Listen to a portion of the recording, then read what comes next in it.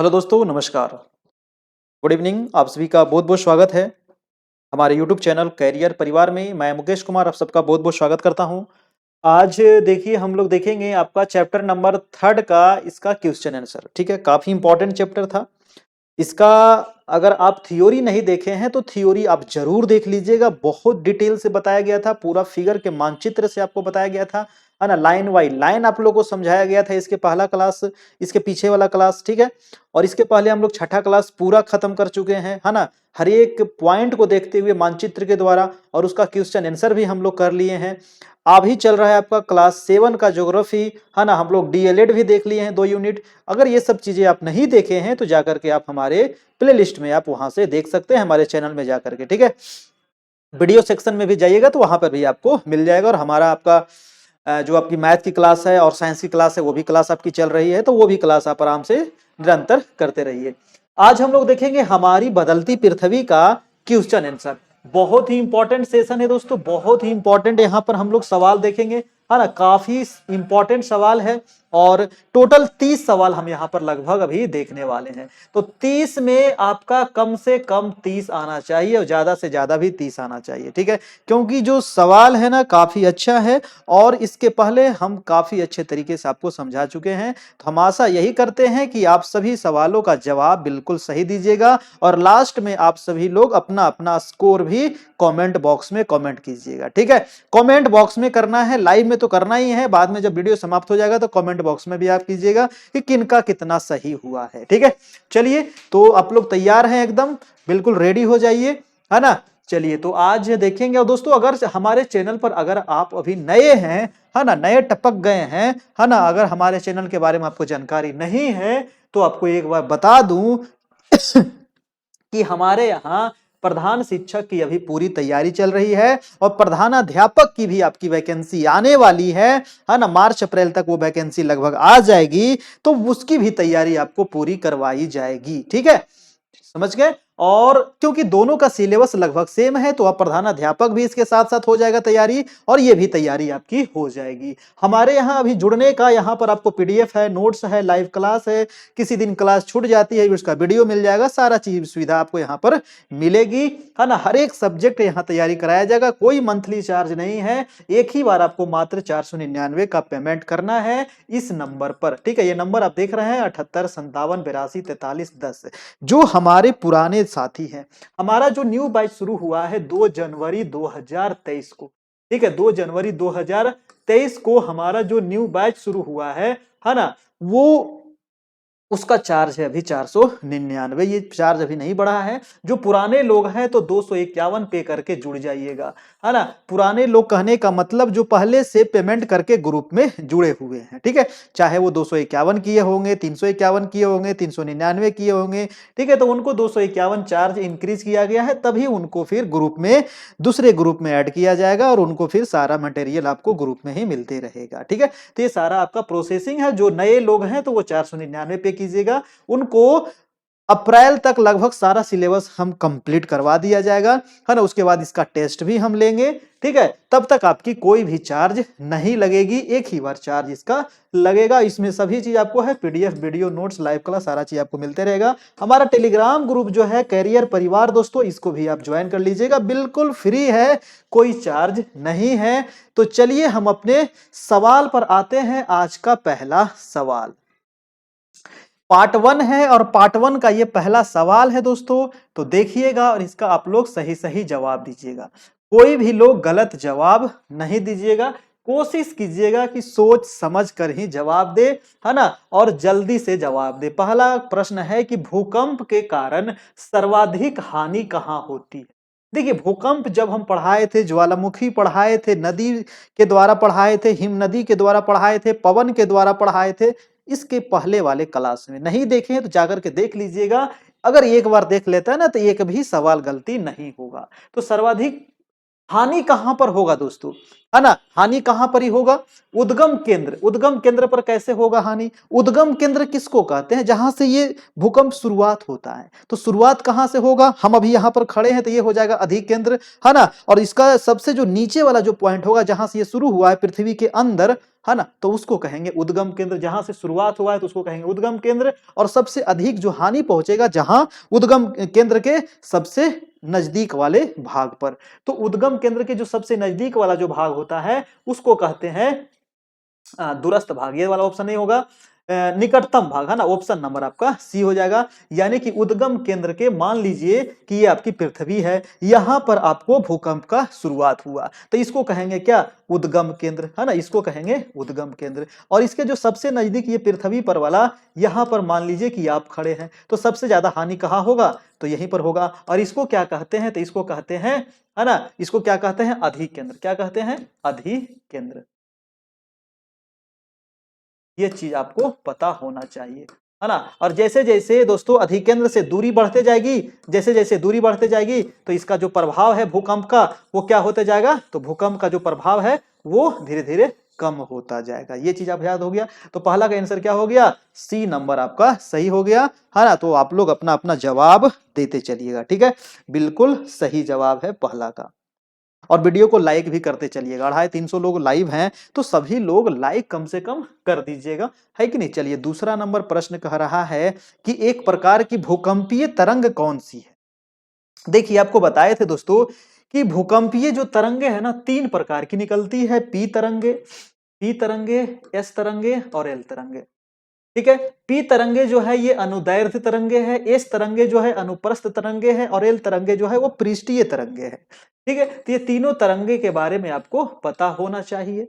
तो एक प्रकार की जो भूकंपीय तरंगे निकलती है वो कौन सी है, अनुदैर्ध्य आपका पी हो गया, अनुप्रस्थ आपका एस हो गया, पृष्ठीय आपका एल हो गया। यानी कि आंसर नंबर आपका डी हो जाएगा। ये सभी क्या है, तो भूकंपीय तरंगे हैं। इस तरंग के बारे में और आगे डिटेल से आप पढ़िएगा जब आप 11th-12th में जाइएगा, है ना, तो इसके बारे में आप समझिएगा, जानिएगा। चलते हैं हम अगला प्रश्न आपका 3rd नंबर। मजा आ रहा है तो वीडियो को लाइक कर दीजिएगा मेरे साथ ही। अगला प्रश्न है सर कि भूकंप की तीव्रता मापने की इकाई क्या है। ठीक है, भूकंप की तीव्रता मापने वाला जो मशीन है ना, उसको क्या कहते हैं, तो भूकंप लेखी यंत्र कहते हैं। और किस पर मापा जाता है दोस्तों, रिएक्टर स्केल, भूकंप मापी, भूकंप लेखी, उपयुक्त सभी इनमें से कोई नहीं। तीव्रता मापने की इकाई क्या है, बताइए, तीव्रता मापने की इकाई क्या है। थर्ड का आंसर यहां पर क्या होगा, तो थर्ड का आंसर जो हो जाएगा, आंसर नंबर रिएक्टर स्केल पर दोस्तों ये मापा जाता है ना। इकाई क्या हो जाएगा आपका, इकाई इसका स्केल पर मापा जाता है, रिएक्टर स्केल पर, ठीक है।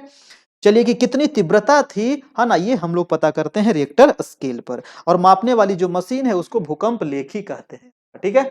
चलिए इसका आंसर हो गया ए नंबर। अगला प्रश्न है आपका कि नदी द्वारा बनाया गया भूदृश्य क्या है ना, नदी द्वारा बनाया गया भूदृश्य क्या है। ऑप्शन है चाप झील, विसर्प, जलप्रपात। देखिए जब नदी चलती है ना, आपको बताए थे ना, नदी जब निकलती है पर्वतों से, है ना, पर्वतों से मान लीजिए कि यहाँ से नदी निकली, है ना, नदी निकलते निकलते यहाँ पर आई मैदानी क्षेत्र में। जब मैदानी क्षेत्र में दोस्तों ये नदी आती है तो मैदानी क्षेत्र में आने के बाद क्या होता है, मैदानी क्षेत्र में आने के बाद दोस्तों ये आपको विसर्प की आकृति में चलना शुरू कर देती है, ठीक है। विसर्प की आकृति में ये चलना नदी शुरू कर देती है, ठीक है। तो ये विसर्प तो आपका होगा ही। और देखिए चाप झील भी नदी से ही बनता है। चाप झील कब बनता है, मान लीजिए कि ये नदी बह रही थी, है ना, ये नदी बह रही थी, बहते बहते क्या हुआ कि ये वाला जो भाग है इसका, ये वाला भाग क्या कट गया, ये वाला भाग कट गया। अब नदी ऐसे बहने लगी, है ना, अब नदी ऐसे बहने लगी और ये वाला जो भाग था ये भाग क्या हो गया, कट गया। और इसमें क्या है, पानी भरा हुआ यहाँ पर रह गया, ये गड्ढा क्षेत्र अलग कट गया। अब नदी ये रास्ते से बह रही है, तो इसी को कहा जाता था आपका चाप झील, है ना, इसी को कहते हैं गोखुर झील भी, ठीक है। इसी को क्या कहते हैं, गोखुर झील भी इसी को कहा जाता है। तो ये भी बनता है नदी के द्वारा। और जलप्रपात का तो निर्माण होता ही है कि नहीं, पर्वत से निकल रहा है और जो पर्वतीय क्षेत्र होगा यहाँ पर, तो मान लीजिए यहाँ से डायरेक्ट यहाँ पर गिरेगा तो ये हो जाएगा, जलप्रपात का निर्माण हो जाएगा, है कि नहीं। चलिए तो इसका आंसर हो जाएगा आपका डी नंबर। अगला प्रश्न है कि बाढ़कृत मैदान का निर्माण किसके द्वारा होता है? बाढ़कृत मैदान, बताइए।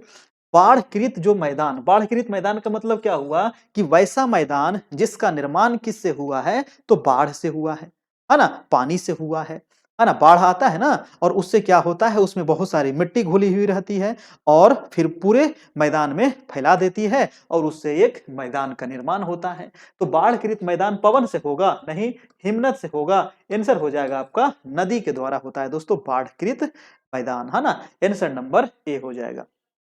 वीडियो अच्छा लग रहा हो तो लाइक शेयर करते रहिएगा। देखिए जो वीडियो है अपने दोस्तों के साथ आप शेयर कर सकते हैं, आपके जो भी मित्र होंगे, है ना। एक सर पूछ रहे थे सर वीडियो शेयर कर सकते हैं कि नहीं?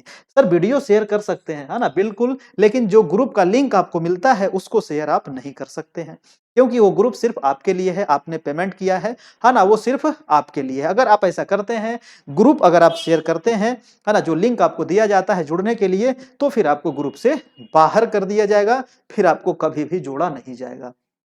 तो इस बात का आप ध्यान रखिएगा। प्रश्न है कि नदी के मुहाने पर बनने वाला स्थल रूप कौन सा है? देखिए नदी, है ना, ये हमारी नदी निकल रही है, ठीक है, ये नदी निकल रही है, तो यहां से जो निकलती है, जहां से निकलती है उसको क्या कहते हैं? उद्गम कहते हैं, है ना। जहां से निकलती है उसको कहते हैं उद्गम। उद्गम मतलब उदय होना, मतलब यहां से निकल गई। अब यहां से निकल गई तो कहीं ना कहीं तो समाप्त होगी ही ये नदी, है कि नहीं? कहीं ना कहीं तो समाप्त होगी ना। तो जहां पर ये समाप्त होगी, यानी कि ये महासागर में जाकर के अगर गिरेगी, तो इसी को कहा जाएगा दोस्तों मुहाना। इसी को क्या कहेंगे? इसका मुहाना कहते हैं, है ना। चलिए, तो प्रश्न पूछ रहा था कि नदी के मुहाने पर बनने वाला स्थल रूप कौन सा है? देखिए नदी के मुहाने पर दोस्तों डेल्टा का निर्माण होता है। बताए थे ना कि जब नदी बहती है तो बहुत सारे मलबा अपने साथ लेकर के चलती है ना, और चलते चलते क्या होता है, अपने मुहाने पर आते आते ये बहुत सारे वितरण कर देती है अपने मलबों को, क्योंकि ये मलबा भी नहीं ढो पाती है, और इसके वजह से यहां पर किस चीज का निर्माण हो जाता है? तो डेल्टा का निर्माण हो जाता है। यानी कि मुहाना पर ही किसका निर्माण होगा? तो मुहाना पर ही आपका डेल्टा का निर्माण होगा। दुनिया का सबसे बड़ा डेल्टा सुंदरवन का डेल्टा, दुनिया का सबसे बड़ा डेल्टा सुंदरवन का डेल्टा, ठीक है। सुंदरवन डेल्टा कहाँ है? तो ये बंगाल की खाड़ी वाला क्षेत्र में, पश्चिम बंगाल वाला, है कि नहीं? तो ये हो जाएगा सुंदरवन का डेल्टा। इसको सुंदरवन क्यों कहा जाता है? क्योंकि यहाँ पर दोस्तों सुंदरी वृक्ष की प्रधानता है ना। यहाँ पर ये सुंदरी वृक्ष की प्रधानता है, इसीलिए इसको सुंदरवन का डेल्टा कहते हैं, ठीक है। तो इसका आंसर क्या हो जाएगा आपका? आंसर नंबर बी हो जाएगा आपका, ठीक है। और ये दुनिया का सबसे बड़ा डेल्टा है सुंदरवन का डेल्टा। सुंदरवन का डेल्टा किस नदी से मिलकर के बनी है? तो ये गंगा प्लस ब्रह्मपुत्र से मिलकर के बनी है। गंगा प्लस ब्रह्मपुत्र से मिलकर के ये डेल्टा का निर्माण हुआ है, ठीक है। गंगा नदी को बांग्लादेश में क्या कहते हैं? तो गंगा नदी को बांग्लादेश में क्या कहते हैं दोस्तों? बताइएगा। गंगा नदी को बांग्लादेश में क्या कहते हैं? बताइएगा। बांग्लादेश में इसको पद्मा कहते हैं, है ना। क्या कहते हैं? पद्मा कहते हैं बांग्लादेश में। और ब्रह्मपुत्र नदी है, इसको बांग्लादेश में क्या कहते हैं? ब्रह्मपुत्र नदी को बांग्लादेश में क्या कहते हैं? तो बांग्लादेश में इसको क्या कहते हैं? जमुना कहते हैं, ठीक है।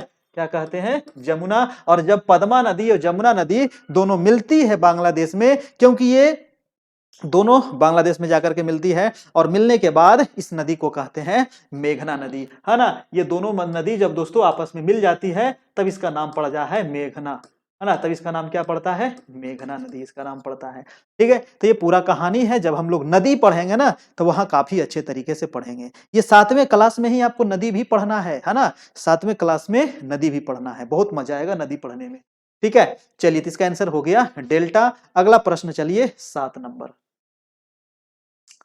7 नंबर सवाल कह रहा है कि समुद्री तरंग द्वारा बनाई गई दीवार जैसी आकृतियां क्या कहलाती है? देखिए समुद्री तरंग, है ना, समुद्री तरंग कहाँ उठेगा? तो समुद्र में उठेगा, है कि नहीं। और समुद्र तरंग के द्वारा दोस्तों बनाई गई जो दीवार जैसी आकृति, आपको बताया था ना, मान लीजिए कि ये कोई पहाड़ है, सबसे पहले यहाँ पर क्या करेगा? लहर मारेगा, धक्का मारेगा, इसके वजह से क्या बनेगा? यहाँ पर ही दोस्तों आपका गुफा जैसा बनेगा, ठीक है। गुफा के बाद क्या होगा? इसको पूरा तोड़ करके बाहर निकल जाएगा, है ना। इसको पूरा तोड़ करके क्या हो गया? पूरा तोड़ करके बाहर निकल गया, यानी कि बीच वाला भाग क्या हो गया? बीच वाला भाग पूरा कट गया, है ना। यहां से यहां तक पूरा होल हो गया आपका, ठीक है। और एक और निर्माण क्या होगा कि एक ये अलग बन जाता है आपका दीवार जैसा, इसको कहते हैं स्टैक। इसका कहते हैं? इसको स्टैक कहा जाता है, ठीक है। आंसर हो जाएगा आपका डी नंबर, उसको स्टैक कहते हैं। है ना। नहीं देखिए, ये सब चीज आप जब तक डिटेल में नहीं पढ़िएगा ना, समझ में नहीं आएगा। पिछला क्लास आप एक बार देख लीजिएगा, 2 बार देख लीजिएगा, पूरा चीज आपके दिमाग में सेट हो जाएगा। रेगिस्तान के अपर्दन एवं निक्षेपण, रेगिस्तान के अपर्दन एवं निक्षेपण का मुख्य कारक क्या है? देखिए रेगिस्तान में दोस्तों, अभी आपको बताया था ना, रेगिस्तान में पवन चलती है ना, पवन आपका दोस्त है कि नहीं। तो रेगिस्तान में जब पवन बहती है तो बहुत तेज धूल भरी आंधी चलती है ना, धूल भरी क्या कहिए, बालू भरी आंधियां चलती है। ठीक है, तो अपर्दन एवं निक्षेपण का जो प्रमुख कारण है वो क्या है? तो बहता हुआ जल, जल तो है ही नहीं रेगिस्तान में, हिमनद तो है ही नहीं, है ना, क्या हो जाएगा? पवन हो जाएगा। ठीक है, ये पवन इतनी तेज चलती है और अपने साथ बालू लेकर के उड़ाते रहती है। तो यहां से बालू उठाया, उड़ाते उड़ाते उड़ाते उड़ाते ले जाकर के दूसरी जगह पटक दिया और वहां पर एक पूरा पहाड़ का निर्माण हो जाता है, उसको कहते हैं बालू का टिब्बा, है ना। तो क्वेश्चन पूछा जाता है कि बालू का टिब्बा, तो बालू का टिब्बा कहां पर ही बनता है? तो बालू का टिब्बा बनता है आपका कहां? तो राजस्थान में, यानी कि रेगिस्तान में, है ना, रेगिस्तान में बनता है दोस्तों आपका बालू का टिब्बा। ठीक है, चलिए अगला प्रश्न है कि पवन द्वारा बनाई गई भू आकृति कौन सी है? देखिए पवन के द्वारा बहुत सारी भू आकृतियां बनती है ना, पवन के द्वारा, हवा के द्वारा बहुत सारी भू आकृति बनती है। अब जैसे आपको बताए थे, है ना, छत्रक शैल का निर्माण होगा, है कि नहीं, बालू का टिब्बा का निर्माण होगा। छत्रक शैल समझ रहे हैं ना, छत्रक, है ना, छत्रक माने छाता, छत्रक मतलब छाता और शैल मतलब पत्थर, तो पत्थर का छाता, इसी को कहेंगे छत्रक शैल। ऐसा ऐसा होता है दोस्तों छत्रक शैल, है ना, इसी प्रकार से होता है इसकी आकृति। ठीक है, इसी प्रकार से होती है छत्रक शैल। छत्रक शैल हो गया, इनसेलबर्ग हो गया, यारडंग हो गया, जुंगजुंग, और भी बहुत सारा नाम है ना ज्योग्राफी में, जिसका निर्माण होता है दोस्तों ये मरुस्थलीय क्षेत्र में पवन के द्वारा। ये छत्रक शैल हो गया, बालू का टिब्बा हो गया, लोयस का मैदान हो गया, ये सभी किसके द्वारा होता है? तो पवन के द्वारा होता है। तो आंसर हो जाएगा आपका, आंसर नंबर डी हो जाएगा आपका। ठीक है, चलिए सबसे बड़ा लोयस का मैदान कहाँ है? कमेंट करके बताइएगा, सबसे बड़ा लोयस का मैदान कहाँ है? लोयस का मैदान का निर्माण कैसे होता है, ये भी क्वेश्चन पूछा जाता है। और सबसे बड़ा कहाँ पर ही है? तो है आपका चीन में। ठीक है, चलिए अगला सवाल है आपका 10 नंबर। 10 नंबर क्या कह रहा है, इसको थोड़ा सा हम छोटा कर देते हैं। ठीक है, कह रहा है कि भू पर पट्टी पर खुला एक ऐसा छिद्र जिससे पिघले हुए पदार्थ अचानक निकलते हैं, उसे क्या कहते हैं? बताइए। भू पर पट्टी, मान लीजिए ये क्या है? भू पर पट्टी पर खुला हुआ एक छिद्र है जिससे पिघले हुए पदार्थ अचानक से बाहर निकलता है दोस्तों, है ना, अचानक से बाहर निकलता है, इसी को क्या कहते हैं? तो इसी को तो कहा जाता है ज्वालामुखी, है ना, इसी को क्या कहते हैं? इसी को तो ज्वालामुखी कहते हैं। ठीक है, ज्वालामुखी, यानी कि ये क्या निकल रहा है? तो ये लावा निकल रहा है। क्या निकल रहा है? तो लावा निकल रहा है। ठीक है, भूपर्पट्टी पर खुला एक ऐसा छिद्र जिससे पिघले हुए पदार्थ अचानक निकलते हैं, उसे क्या कहते हैं? ज्वालामुखी कहते हैं, ज्वार भाटा, मैग्मा क्या कहते हैं? बताइए। देखिए जब ये पृथ्वी के अंदर है तब इसको मैग्मा कहते हैं। जब ये पृथ्वी के अंदर है ना, ये है ना मेंटल वाले क्षेत्र में है, अगर ये मेंटल वाले क्षेत्र में है तब इसको कहते हैं मैग्मा, और जैसे ही ये पृथ्वी पे आ जाती है ना, तो इसको कहते हैं लावा। ठीक है, तो इसका आंसर क्या होगा बताइएगा, इसका आंसर क्या होने वाला है? तो इसको कहते हैं ज्वालामुखी। ठीक है, क्या निकलता है अगर पूछता ना, तब हो जाता लावा निकलता है। इसको कहते क्या है? तो ज्वालामुखी फटा हुआ कहते हैं। चलिए नेक्स्ट प्रश्न है आपका 11 नंबर, सॉरी 11 नंबर प्रश्न कह रहा है कि स्थल मंडल, प्रश्न देखिएगा, प्रश्न दिख रहा है ना आप लोग को, हाँ, कह रहा है कि स्थल मंडल प्लेटो के गति करने पर पृथ्वी की सतह पर जो कंपन होता है उसे क्या कहते हैं? बताइए। स्थल मंडल प्लेटों के गति करने पर, है ना, स्थलीय मंडल जो हम किस पर अभी हैं? तो स्थल मंडल पर है, और स्थल मंडल जो है ये आपका बहुत सारे प्लेटों से मिलकर के बना हुआ है। तो ये जो प्लेट है क्या कर रही है? गति कर रही है, ये भी चीज हम समझाए थे। तो प्लेटों की गति करने पर दोस्तों पृथ्वी की सतह पर जो कंपन होता है ना, जो कंपन होता है उसे क्या कहेंगे? उसी को तो भूकंप कहते हैं, उसी को तो क्या कहते हैं? भूकंप कहते हैं। तो आंसर क्या हो जाएगा आपका? आंसर नंबर बी हो जाएगा, उसी को क्या कहते हैं? भूकंप कहते हैं। ठीक है, चलिए अगला प्रश्न देखिए 12 नंबर, कह रहा है कि भूकंपीय तरंगे कितने प्रकार की होती है भाई? तो अभी ना बताए थे कि भूकंपीय जो तरंगे होती है वो कितने प्रकार की होती है? 4 होती है, 5 होती है, 3 होती है, 2 होती है, क्या होगा? तो हमारा जो भूकंपीय तरंगे हैं ये होती है दोस्तों आपका कितने प्रकार की? तो ये होती है आपका 3 प्रकार की। कितने? तो 3 प्रकार की होती है। कौन कौन? तो पी तरंगे, है ना, पी तरंगे, एस तरंगे और आपका एल तरंगे। पी मतलब अनुदैर्ध्य तरंगे, एस मतलब अनुप्रस्थ तरंगे, एल मतलब पृष्ठीय तरंगे, है ना। एग्जाम में पूछा जाएगा कि निम्नलिखित में से कौन सी पृष्ठीय तरंगे हैं, तो क्या बताइएगा? एल जो है वो पृष्ठीय तरंगे हैं। निम्नलिखित में से कौन सी अनुदैर्ध्य तरंगे हैं, तो पी जो है, पी तरंगे अनुदैर्ध्य तरंगे हैं। निम्नलिखित में से कौन सी अनुप्रस्थ तरंगे हैं, तो एस जो है ये आपका अनुप्रस्थ तरंगे हैं। याद हो गया तीनों चीज। चलिए अगला प्रश्न देखते हैं, आपका 13 नंबर प्रश्न है कि 3 प्रकार की भूकंपीय तरंगे कौन सी है? तो भाई साहब अभी बता दिए, पी तरंगे, एस तरंगे, एल तरंगे, है ना। ये हो गया P S L, answer number हो जाएगा आपका डी नंबर। नेक्स्ट प्रश्न है आपका 14 नंबर। और देखिए वीडियो को लाइक भी करते चलिएगा, ठीक है। वीडियो को लाइक शेयर भी कर दीजिएगा, अपने दोस्तों को वीडियो शेयर कर दीजिए, अपने फैमिली में कर सकते हैं, ठीक है। आपके जो भी मित्र होंगे उनको कर सकते हैं, आपके जो बच्चे होंगे उनको कर सकते हैं, स्कूल में अपने दोस्तों के साथ कर सकते हैं, ठीक है। कह रहा है कि वह स्थान जहां भूकंप उत्पन्न होता है, बताइए। बताए थे ना अभी सर कि जहां पर भूकंप उत्पन्न होता है, उत्पन्न उद्गम, है ना, याद रखिएगा, उ से उत्पन्न, उ से उद्गम, तो आंसर कहां हो जाएगा? उसको कहेंगे उत्पन्न होता है तो उसको कहेंगे उद्गम केंद्र कहेंगे। और अधिक केंद्र कहां पर कहेंगे? अगर एग्जाम में पूछा जाए कि सबसे अधिक भूकंप से क्षति कहां पर पहुंचेगा, तो अधिक केंद्र पर सबसे ज्यादा क्षति होगी, ठीक है। चलिए, तो उद्गम वह स्थान जहां पर भूकंप उत्पन्न होता है उसे क्या कहते हैं? आंसर क्या होगा? उद्गम केंद्र, है ना। चलिए अगला प्रश्न है आपका, देखिए इसको भूकंप केंद्र भी लिख दिया है, लेकिन यहाँ पर उद्गम केंद्र ही आप मारिएगा, आंसर नंबर ए ही यहाँ पर ठीक है ना, क्योंकि ऑप्शन में आपको उद्गम केंद्र ही लिखा रहेगा। अगला प्रश्न है कि सबसे ऊंचा जलप्रपात, कल बताए थे ना सर कि सबसे ऊंचा जलप्रपात कहाँ है, किस देश में है, किस महासागर में है, जल्दी से बताइएगा। सबसे ऊंचा जलप्रपात, है ना, सबसे ऊंचा जलप्रपात कौन है? एंजिल जलप्रपात, या फिर विक्टोरिया जलप्रपात, या नियाग्रा जलप्रपात, या इनमें से सभी। सभी कैसे होगा? कोई तो एक ज्यादा निकलेगा आगे, है कि नहीं। तो आप ही में से तो किन्हीं का रिजल्ट हो जाएगा, किन्हीं का नहीं होगा। जो रेगुलर नहीं रहते हैं उनका नहीं हो पाएगा, जो रेगुलर है तो उनका हो जाएगा, होगा ना। कंपटीशन तो बढ़ जाएगी इस पर, है कि नहीं, क्योंकि फिर से वैकेंसी, फिर से जो प्रधान शिक्षक है उसका फिर से फॉर्म फिल होने वाला है ना। फिर से अगर जो नियमावली वो बनेगा, फिर से फॉर्म फिल होगा, तो आपका बहुत सारे लोग फिर से फॉर्म भरेंगे, ठीक है। तो थोड़ा सा कंपटीशन बढ़ेगा, ज्यादा नहीं बढ़ेगा, लेकिन थोड़ा सा में ही तो आपको आधा नंबर से ही तो छट जाते हैं लोग, एक नंबर से ही तो छट जाते हैं, है ना, क्योंकि इसमें निगेटिव मार्किंग भी है, ठीक है। तो आप लोग रेगुलर बने रहिएगा। कह रहा है कि सबसे ऊंचा जलप्रपात, तो सबसे ऊंचा जलप्रपात है आपका एंजिल जलप्रपात, जो कहाँ है? दक्षिण अमेरिका में। अगर पूछे कि ये किस देश में है, तो वेनेजुएला में है ना, वेनेजुएला में है आपका सबसे ऊंचा जलप्रपात, ठीक है। एंजिल जलप्रपात आपका है दोस्तों। विक्टोरिया जलप्रपात कहाँ है? तो विक्टोरिया है आपको अफ्रीका महादेश में, है ना। और नियाग्रा जलप्रपात कहाँ है? तो ये अमेरिका और कनाडा के सीमा रेखा पर है नियाग्रा जलप्रपात। अगला प्रश्न है आपका 16 नंबर, छत्रक शैले कहां पर पाई जाती है? तो अभी बता दिए छत्रक शैले कहां पर पाई जाती है, अभी ने समझाए थे छत्रक शैल, है ना, मतलब कि छाता, शैल का छाता हो, है ना। अगर छाता आपको शैल का दे दिया जाए तो क्या आप ओढ़ पाइएगा?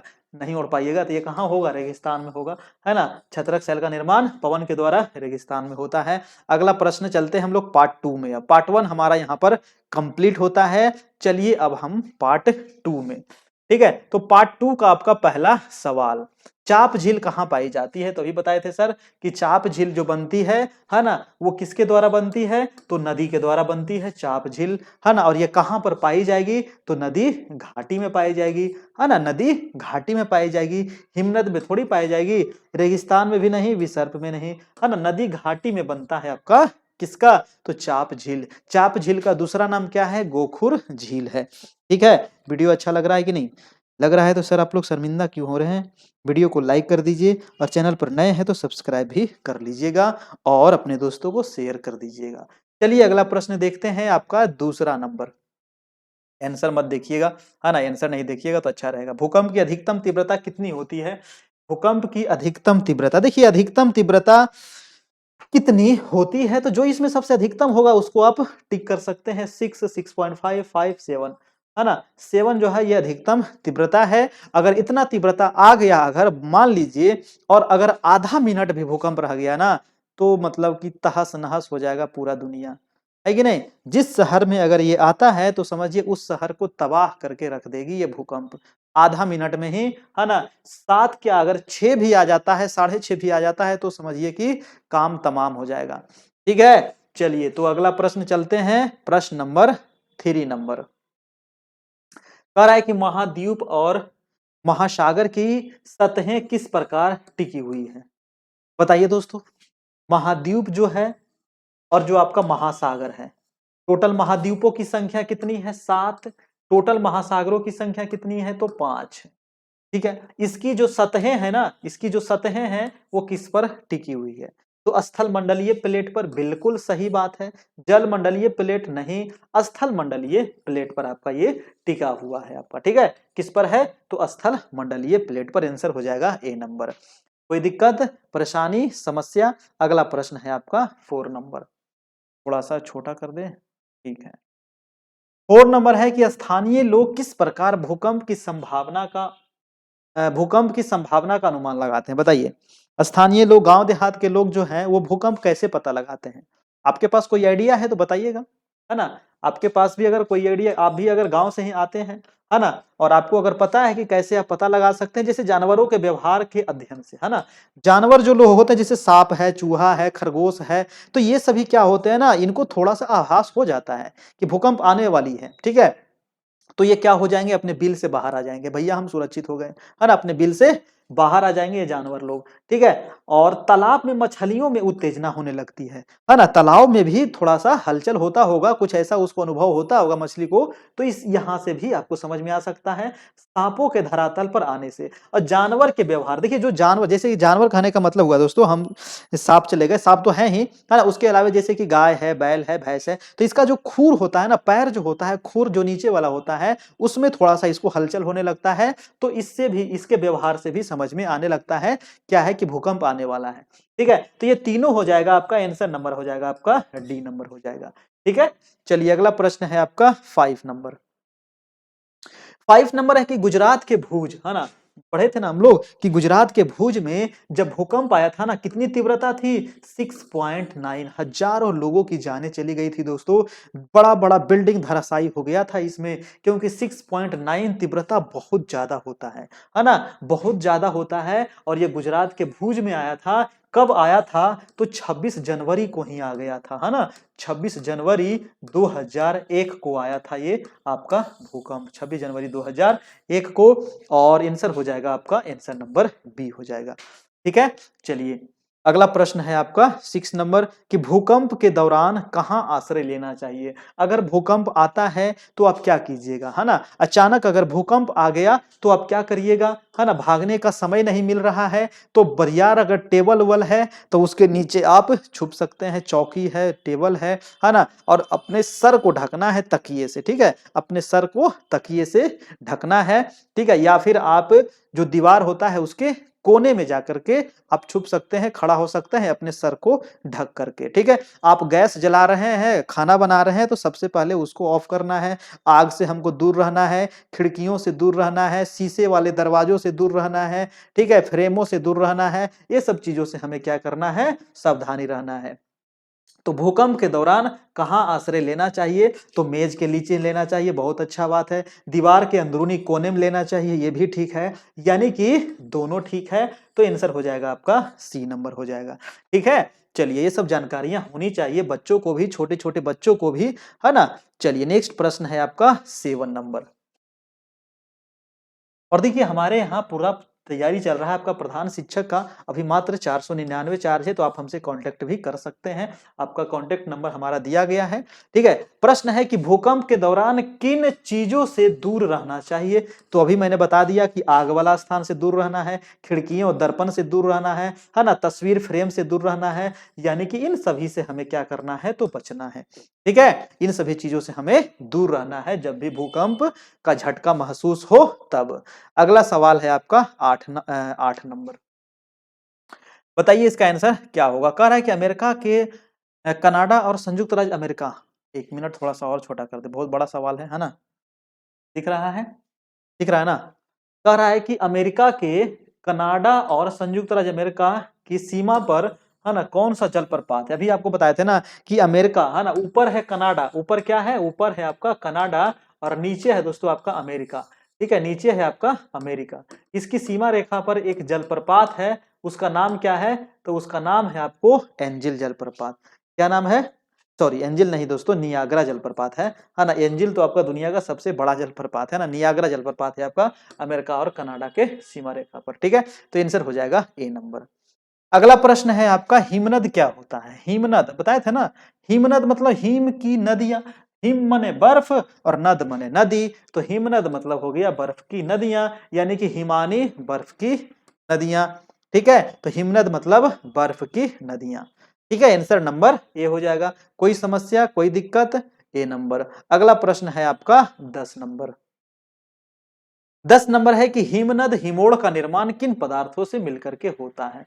हिमनद हिमोड़ का निर्माण कैसे होगा भाई? तो छोटे बड़े सैलों से, ठीक है, रेतों से, तलछट मिट्टी से। देखिए, हिमनद हिमोड़, जब हिमनदी भी बहती है ना, तो क्या करती है? जहां हिमनदी बहती है तो वहां पर भी तो मिट्टी है, वहां पर भी तो पत्थर है, वो भी तो अब इसको काटते हुए चलेगी, अवसाद करते हुए चलेगी, अपर्दन करते हुए चलेगी, और उससे क्या होगा? बड़े बड़े छोटे छोटे जो सैल होंगे, है ना, जो रेत होंगे और जो मिट्टी होगी, इसी को क्या करेगी? दूसरे जगह ले जाकर के जमा कर देगी और उससे निर्माण हो जाएगा हिमनद हिमोड़ का। ठीक है, उसको कहते हैं हिमनद हिमोड़। आंसर हो जाएगा दोस्तों आपका, आंसर नंबर डी नंबर हो जाएगा। ठीक है, आंसर नंबर डी हो जाएगा। चलिए अगला है कि बालू टिब्बा कहाँ बनता है? बालू का टिब्बा कहाँ बनता है बताइए? बालू का टिब्बा कहाँ बनता है? तो बताए थे ना कि रेगिस्तानी इलाका में क्या होता है कि बहुत तेज आंधी चलती है, बहुत तेज। ठीक है, तो बालू उड़ता है साथ में, जब आंधी चलेगी तो बालू उड़ेगी, तो आंधी के साथ जो बालू उड़ाता है, तो बालू उड़ करके फिर वो जान आंधी जब रुकेगी, है ना, तो जहां पर ये रुकेगी वहीं पर ये पूरा बालू अपना ढेर कर देगी, उससे एक पहाड़ी का निर्माण हो जाता है। उसी पहाड़ी को कहते हैं बालू का टिब्बा, और बालू का टिब्बा होगा रेगिस्तान में। आंसर नंबर ए हो जाएगा। अगला प्रश्न है आपका 12 नंबर।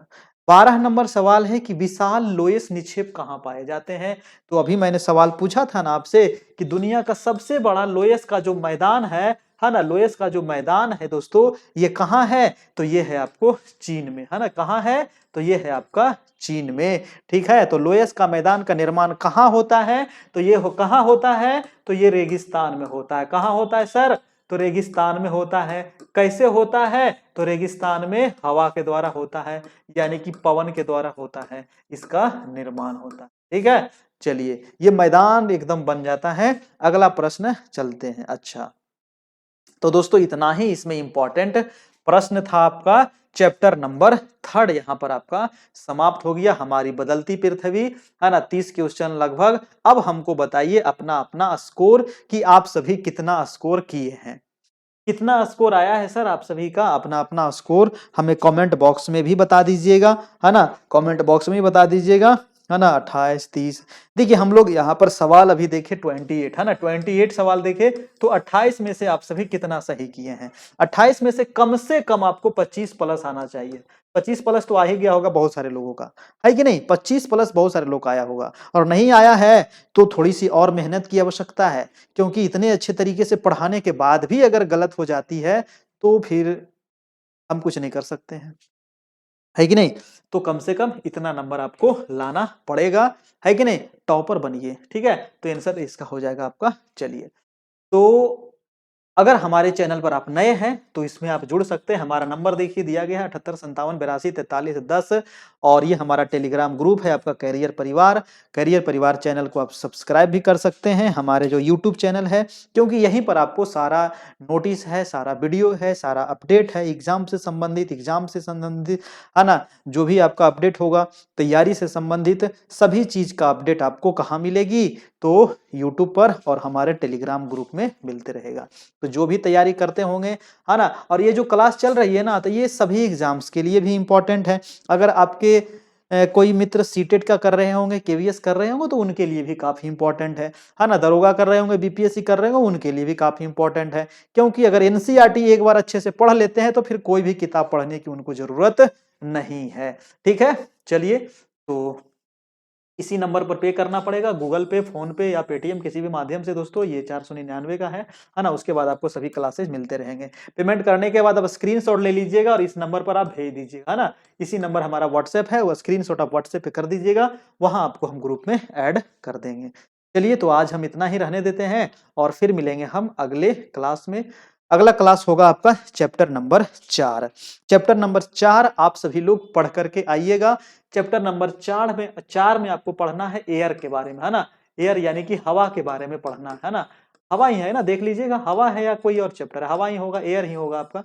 ठीक है, तो ये एयर के बारे में हम लोग अगला क्लास में पढ़ने वाले हैं। बहुत इंपॉर्टेंट चैप्टर है अगला क्लास भी। तो आज इतना ही रहने देते हैं, ठीक है, और फिर मिलेंगे हम नेक्स्ट क्लास में। अपना ध्यान रखिएगा, खुश रहिएगा, मस्त रहिएगा और अपनी तैयारी को आगे बढ़ाते रहिएगा। वीडियो को भी शेयर कर दीजिएगा, जाते जाते सभी लोग लाइक भी कर लीजिएगा। ठीक है sir, good night, goodbye, take care, धन्यवाद।